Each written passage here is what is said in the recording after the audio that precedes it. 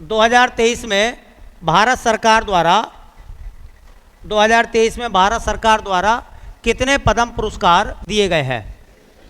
तो कुल पद्म पुरस्कार कितने मिले हैं?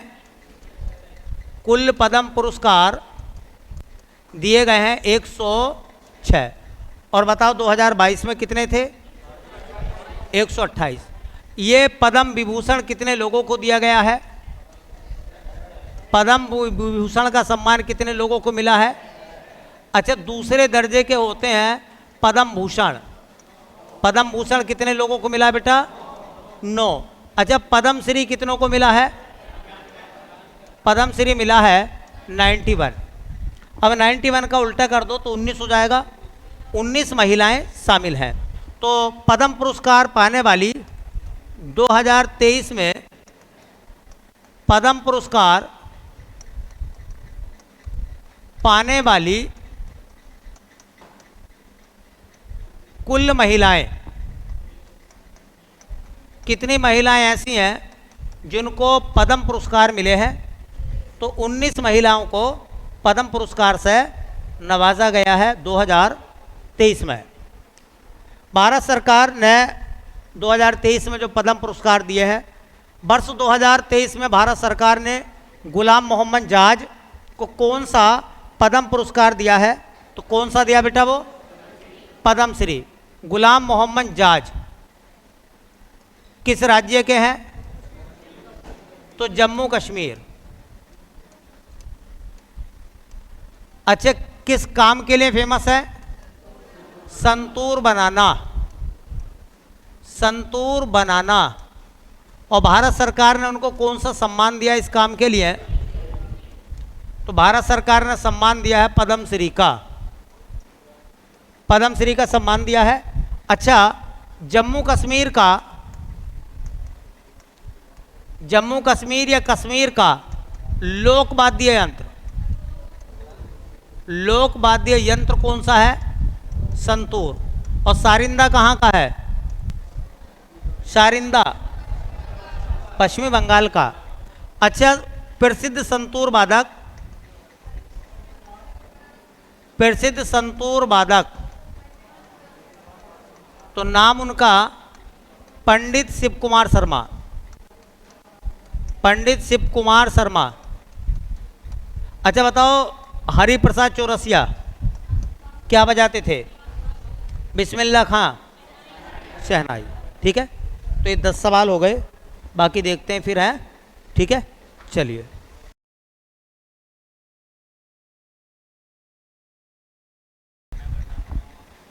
देख लेना वहाँ से। कौमी नारीमन बाडिया को किस क्षेत्र में पद्मश्री मिला है? कौमी नारीमन बाडिया को किस क्षेत्र में पद्मश्री मिला है? तो क्षेत्र है उनका क्या? कला। कौमी नारीमन बाडिया को किस क्षेत्र में पद्मश्री मिला है? तो कला में। तो पहला सवाल सुनिए, ये जो कौमी नारीमन बाडिया हैं, इनके बारे में 2-3 बातें आपको ध्यान में रखनी है। इनको सम्मान मिला है कौन सा? सम्मान मिला है पद्मश्री का।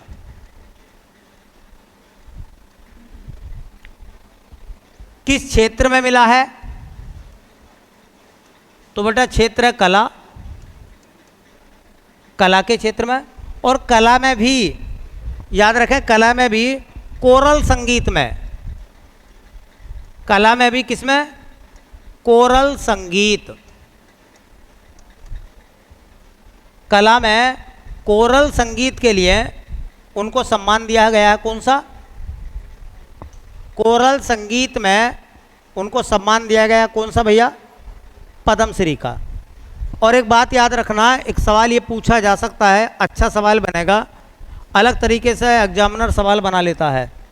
सवाल ये बनेगा कि भारत की प्रथम महिला conductor of coral music, coral music की महिला कंडक्टर बोलते हैं आगे लेके जाने वाले को। कोरल म्यूजिक को आगे लेके जाने वाली महिला, उनका नाम क्या है? कोरल एक नए प्रकार का संगीत है उसको आगे लेकर जाने वाली महिला का नाम यही है, कुमी नारीमन बाडिया। ठीक है, तो ऐसा भी सवाल पूछ लेगा कि देखिए कंडक्टर ऑफ कोरल म्यूजिक है ना, फर्स्ट वुमेन, पहली महिला जो कोरल म्यूजिक की कंडक्टर है उसको आगे लेके जा रही हैं, उनका नाम क्या है। ठीक है, तो लिखेंगे ये भारत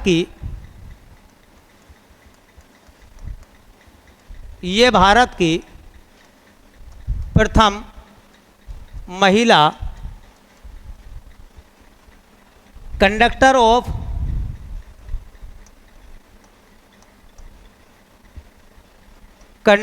ऑफ कोरल म्यूजिक हैं।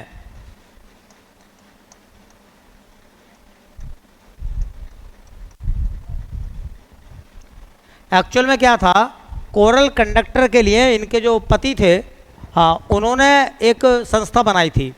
उनकी डेथ के बाद इन्होंने उस परंपरा को क्या करा है, आगे बढ़ाया है। तो कोरल म्यूजिक के लिए काम करने वाली महिला जो कोरल म्यूजिक को आगे लेकर जा रही हैं, उनका नाम क्या है, बोलो। हाँ, कुमी नारीमन बाडिया। जैसे तुमने एक नाम सुना होगा, रैप है, पॉप है, ये है ना, क्लासिकल है, ये सब म्यूजिक के प्रकार हैं या नहीं है, ऐसी कोरल म्यूजिक होता। ठीक है, कोरल म्यूजिक होता। चलिए अगला सवाल देखो, महाराष्ट्र। अगला सवाल देखो क्या है, कह रहे हैं निम्न में से किस अभिनेत्री को वर्ष 2023 में पद्मश्री का सम्मान दिया गया है। तो दीपिका पादुकोण है, रवीना टंडन है, आलिया भट्ट है, कीर्ति सेनन है। तो एक भारतीय अभिनेत्री जिसने फिल्मों में काम करा है, उनको अवार्ड दिया गया है पद्मश्री का। तो वो कौन है, तो वो है रवीना टंडन। रवीना टंडन, ये जो रवीना टंडन है, नाम नोट कर लो, याद रखना आपको केवल। रवीना टंडन को पद्मश्री मिला है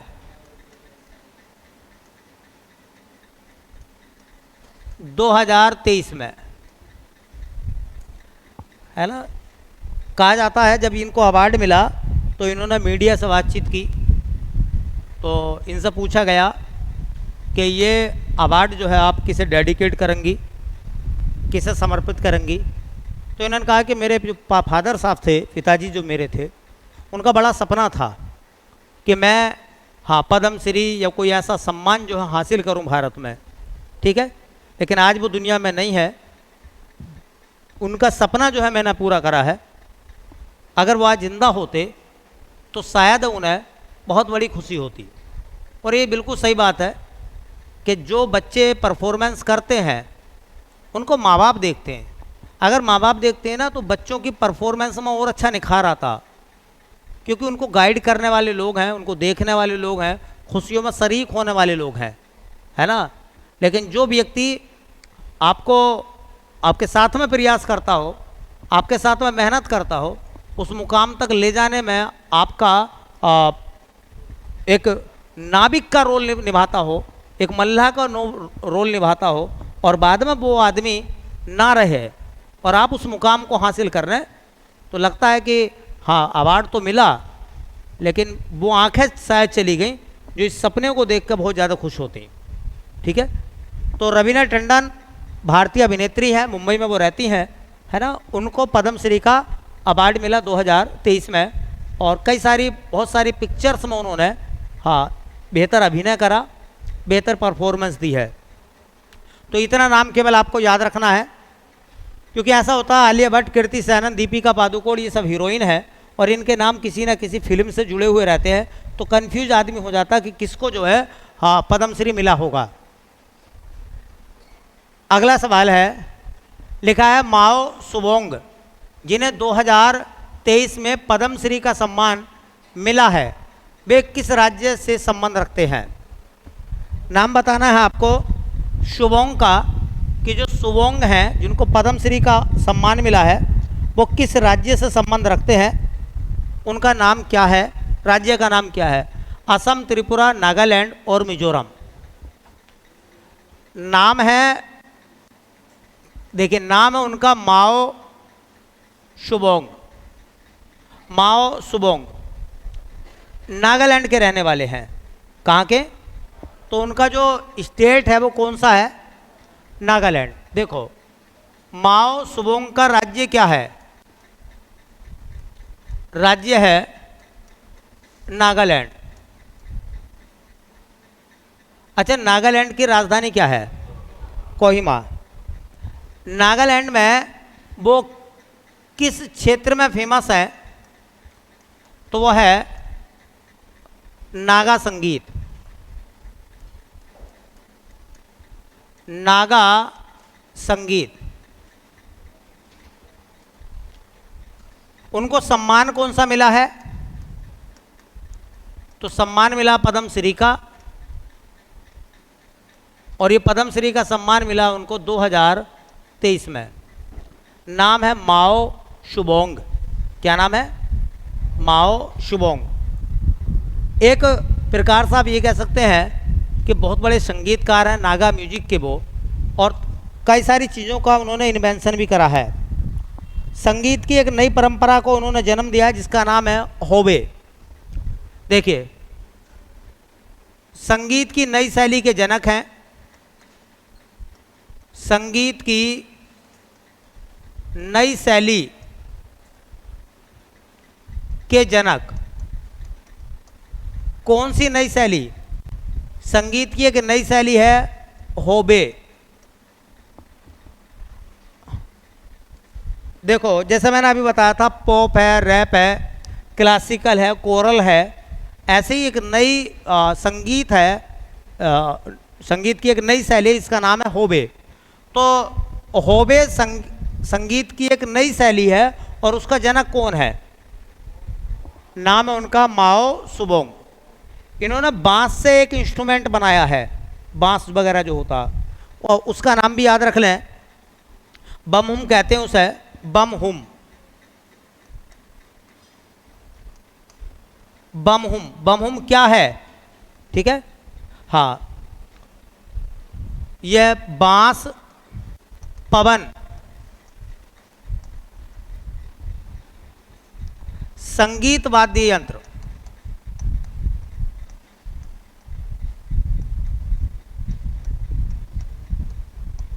ये बांस, पवन, संगीत वाद्य यंत्र है, इसका नाम है बमहुम।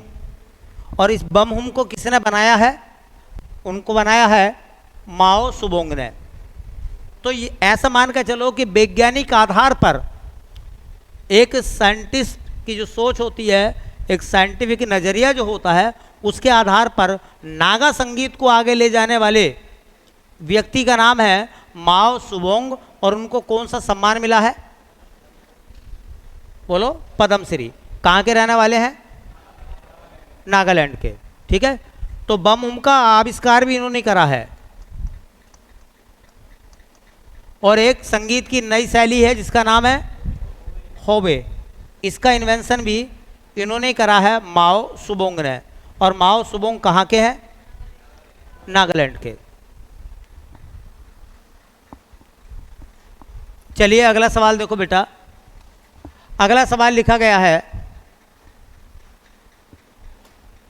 नेहू नुओ सोरही को किस क्षेत्र में बेहतर काम करने के लिए 2023 में पद्मश्री से सम्मानित किया गया है? बुनकर हैं वो, लिनिन लूम का काम करते हैं, नृत्य के क्षेत्र से संबंधित है, दवा के, या इनमें से कोई नहीं। तो ये नाम देख रहे हैं आप, ये नाम है नेहू नुओ सोरही। ये किस राज्य के हैं? तो बेटा इनका राज्य भी नागालैंड है, ये भी नागालैंड के रहने वाले हैं। किस कला के कलाकार हैं वो? तो कला है बुनकर। बुनकर वो ऐसा होता है ना, पहाड़ों पर हाथ से बुनाई का काम होता है, तो ऐसी नागालैंड में भी हाँ कपड़े बुनने का काम होता है, बुनकर हैं वो। और बुनकर भी लिनन लूम के बुनकर हैं।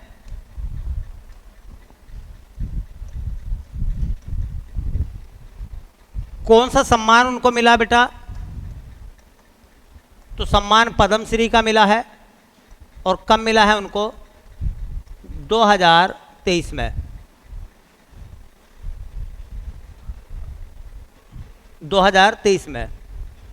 जैसा आप पहाड़ों पर जाओगे ना तो ऊन के कपड़े बुनते हैं, वो ऊनी कपड़े पहाड़ों पर। तो ऐसी क्या है कि जो नागालैंड है ना, हाँ, उसमें कपड़े हाथ से जो बुने जाते हैं, एक शैली है अलग प्रकार की, एक कला है उनकी। उस काम के लिए उनको क्या मिला है? पद्मश्री का सम्मान दिया गया है।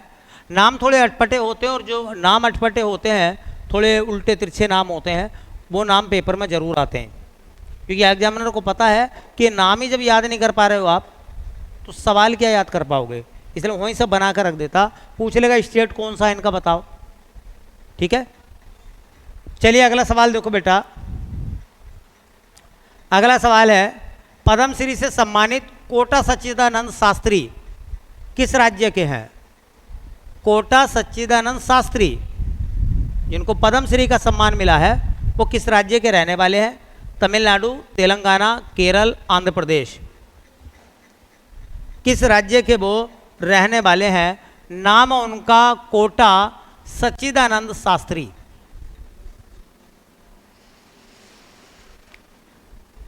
तो पहला ऑप्शन आ रही है आपके सामने तमिलनाडु, दूसरे में है तेलंगाना, तीसरे में है केरल, और चौथे में है आंध्र प्रदेश।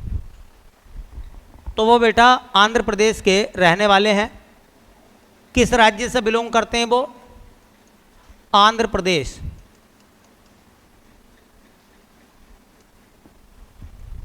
आंध्र प्रदेश।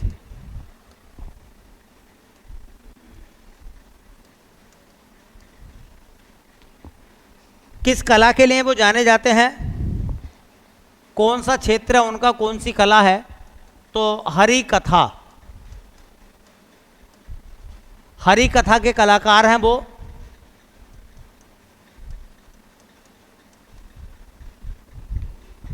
और कौन सा उनको सम्मान मिला है भारत सरकार के द्वारा? तो पद्मश्री 2023 में। जब इनको पद्मश्री दिया जा रहा था राष्ट्रपति द्रौपदी मुर्मू के द्वारा, तो भारतीय प्रधानमंत्री भी वहाँ पर खड़े हुए थे, और ये नंगे पैर आए थे। नंगे पैर, अपने घर से ही नंगे पैर आए थे। काफ़ी एजड हैं, नंगे पैर आए थे। और जब ये आए तो भारत के प्रधानमंत्री नरेंद्र मोदी खुद अपनी सीट से खड़े हो गए और उनसे उन्होंने बातचीत भी करी। तो एक देश का प्रधानमंत्री सम्मान में खड़ा होता है, ये उस व्यक्ति के लिए बहुत बड़ी बात है। ठीक है, चलिए अगला सवाल है। ये कह रहे हैं कि ऋत्विक सान्याल को किस कला के लिए पद्मश्री से नवाजा गया है? ऋत्विक सान्याल बहुत अच्छा नाम है उत्तर प्रदेश वालों के लिए। ठुमरी, बड़ा ख्याल, ध्रुपद या गजल? ठुमरी, बड़ा ख्याल, ध्रुपद या गजल गायक हैं वो। तो ऋत्विक सान्याल ये ध्रुपद के बहुत बड़े गायक हैं। बनारस हिंदू यूनिवर्सिटी में वो ध्रुपद के प्रोफेसर भी रहे हैं, रिटायर हो गए हैं अब वो। ध्रुपद के लिए उन्होंने बहुत बड़ा काम करा है। बनारस घराने से आते हैं। तो कोई पूछेगा वो किस राज्य के हैं, तो राज्य हमारा हो जाएगा उत्तर प्रदेश बेटा, ऋत्विक सान्याल। और उत्तर प्रदेश में भी कहाँ से हैं वो? बनारस से हैं। किस कला के कलाकार हैं वो? तो ध्रुपद गायन। आपने सुना होगा कि ध्रुपद गायन के कलाकार हुए थे जो तानसेन के गुरु थे। क्या नाम था तानसेन के गुरु का नाम?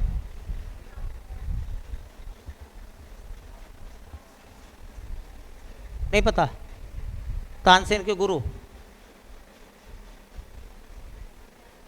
हरि, क्या नाम था?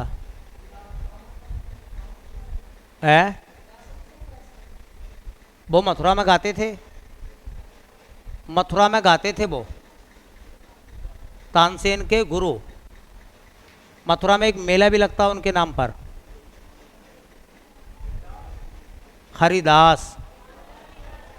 हरिदास, मथुरा में हरिदास मेला भी लगता। तानसेन के गुरु हैं वो, उन्हीं के खानदान से है ये। नाम क्या उनका? ऋत्विक सान्याल, हरिदास। देखिए कौन सा घराना है उनका, क्योंकि बनारस से हैं तो बनारस घराना हो जाएगा।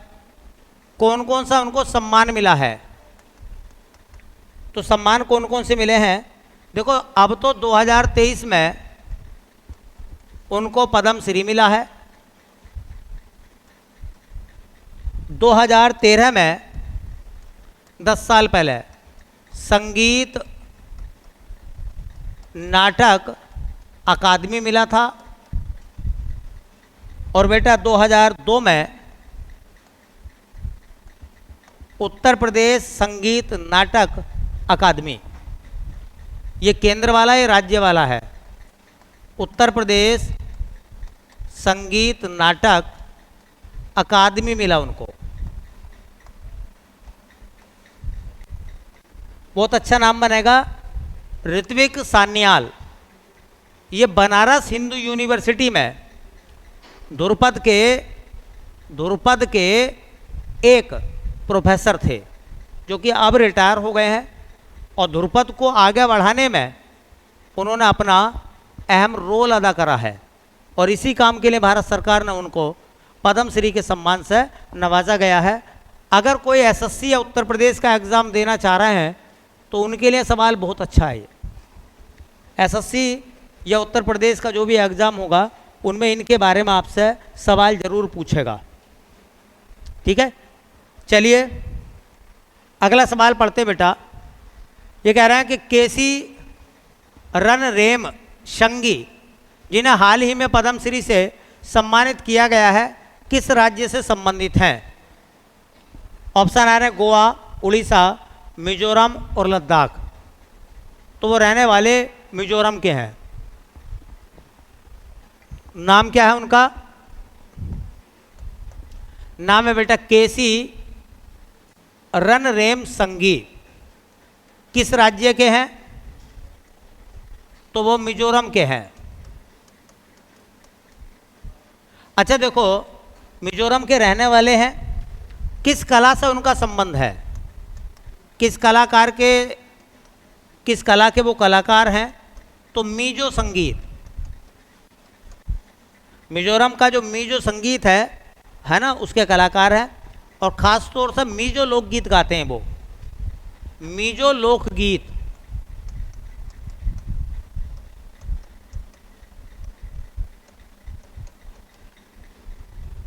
भारत सरकार ने उनको कौन सा सम्मान दिया है? तो पद्म श्री उनको मिला है। और पद्म श्री मिला है 2023 में। मीजो संगीत का वो कलाकार जिसको 2023 में भारत सरकार के द्वारा पद्म श्री के सम्मान से सम्मानित किया गया, उनका नाम क्या है? तो नाम देख लेना, केसी रणरेम संगी। केसी रणरेम संगी ये मीजो संगीत के कलाकार हैं। तो मीजो संगीत कहाँ का है? मिजोरम का। ठीक है, चलिए अगला सवाल देखो। अगले सवाल में लिखा गया भैया, ये कह रहे हैं मंगला कांति राय। ये जो रोए होंगे, रोए कहाँ के होते हैं? बंगाल के। रोए, मुखर्जी, चटर्जी है ना, बनर्जी। ये हमारे यहाँ मिश्रा, शास्त्री उत्तर प्रदेश में मिलेंगे, रेड्डी आंध्र प्रदेश में मिलेंगे, है ना। थोड़े से नामों की हाँ पहचान रखना शुरू कर दो। तो मंगला कांति राय का संबंध किस वाद्य यंत्र से? सरोद, संतूर, सितार या सारिंदा? कौन सा वाद्य यंत्र बजाते हैं वो? और इसी काम के लिए भारत सरकार ने उनको सम्मानित करा पद्म श्री से। तो वो बजाते हैं सारिंदा। जो बंगाली संगीत है ना, उसमें सारिंदा बजाया जाता। जैसा मैंने बताया उत्तराखंड का संगीत है, उसमें हुडका का है इस्तेमाल होता है। और जम्मू कश्मीर का जो फोक म्यूजिक है उसमें संतूर का इस्तेमाल होता है। तो सारिंदा कहाँ का? एक लोक वाद्य यंत्र है सारिंदा, तो पश्चिमी बंगाल का। तो ये मंगला कांति राय या रोए ये किस राज्य के हैं? तो राज्य है पश्चिमी बंगाल। कहाँ के? पश्चिमी बंगाल। कौन सा वाद्य यंत्र बजाते हैं वो? तो उनके वाद्य यंत्र का नाम है बेटा सारिंदा। क्या नाम है? सारिंदा। और उत्तराखंड के का नाम क्या है? हुडका। ठीक है। हाँ, कौन सा सम्मान भारत सरकार ने इनको दिया है? तो सम्मान दिया है, बोलो, पद्म श्री का। कब मिला है इनको? 2023 में। तो ये पूछ लेंगे इतना सा आपको, ये सवाल पेपर में आ जाएगा कि बताओ सारिंदा जो है वो किस राज्य का लोक वाद्य यंत्र है? सारिंदा कहाँ का है? और संतूर कहाँ का है? जम्मू कश्मीर का। देखो देखो भाई,